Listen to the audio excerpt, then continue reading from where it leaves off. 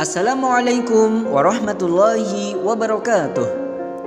Sahabat kaum muslimin dimanapun Anda berada, di antara yang diajarkan oleh Rasulullah Sallallahu Alaihi Wasallam kepada umatnya ialah untuk melakukan amalan-amalan ringan yang berpahala besar di sisi Allah Subhanahu wa Ta'ala. Di antaranya yang pertama adalah zikir. Subhanallah wa bihamdih, subhanallahil azim.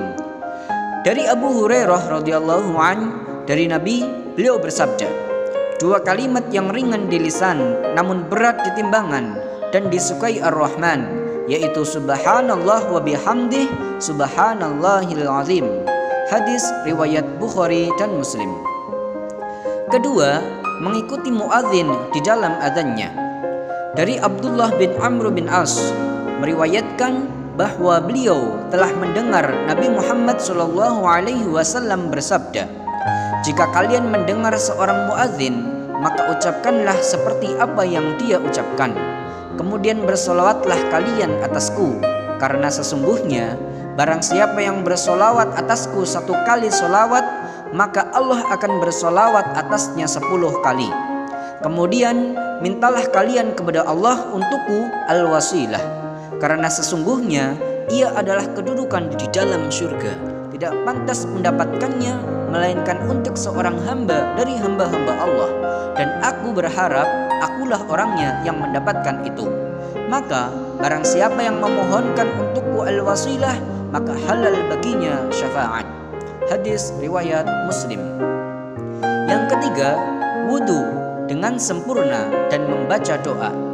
Dari Umar bin Khattab radhiyallahu an, Nabi Muhammad sallallahu alaihi wasallam bersabda, barang siapa yang berwudu dengan sempurna, kemudian selesai wudu dia membaca asyhadu an la ilaha illallah wahdahu la syarikalah wa asyhadu anna Muhammadan abduhu wa rasuluh. Aku bersaksi bahwa tidak ada sesembahan yang berhak disembah selain Allah, dan bahwasannya Muhammad adalah hamba Allah dan Rasulnya. Maka akan dibukakan untuknya pintu surga yang jumlahnya 8, dan dia boleh masuk dari pintu mana saja yang dia sukai. Hadis riwayat Muslim. Yang keempat, membaca ayat kursi setiap selesai sholat dan ketika hendak tidur. Abu Umamah al-Bahili radhiyallahu anhu berkata, Rasulullah sallallahu alaihi wasallam bersabda, barang siapa yang membaca ayat kursi setelah setiap sholat wajib, niscaya tidak ada yang menahannya masuk surga melainkan kematian. Hadis riwayat An-Nasa'i. Kelima, membaca Al-Quran.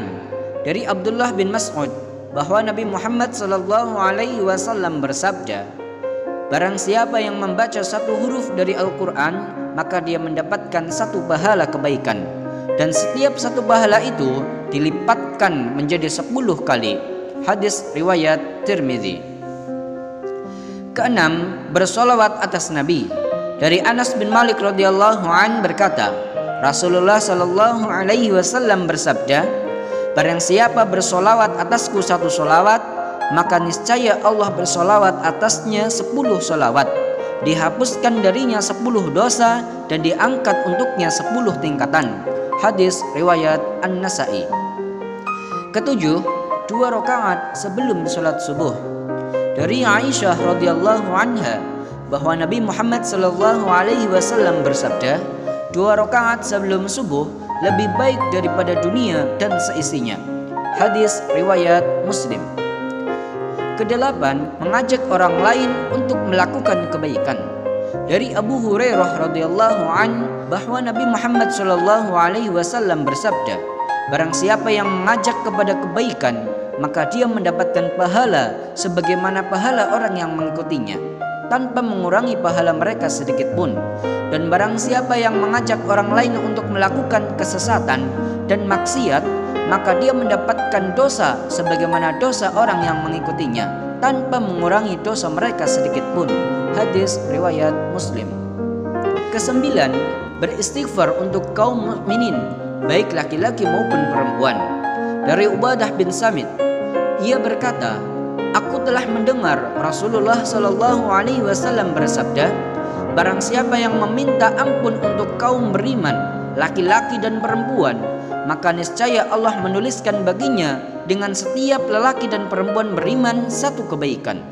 Hadis riwayat At-Tabrani. Semoga kita semua termasuk orang-orang yang gemar beribadah kepada Allah Subhanahu wa taala sebagaimana yang diajarkan oleh Nabi Muhammad sallallahu alaihi wasallam. Amin amin ya rabbal alamin.